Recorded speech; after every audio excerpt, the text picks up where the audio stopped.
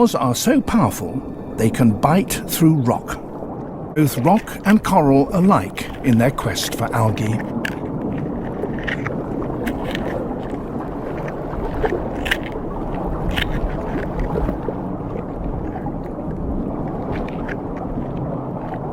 These fish play a large part in the erosion of the reef.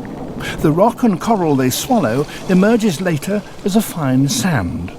On a single reef they can produce tons of it every year.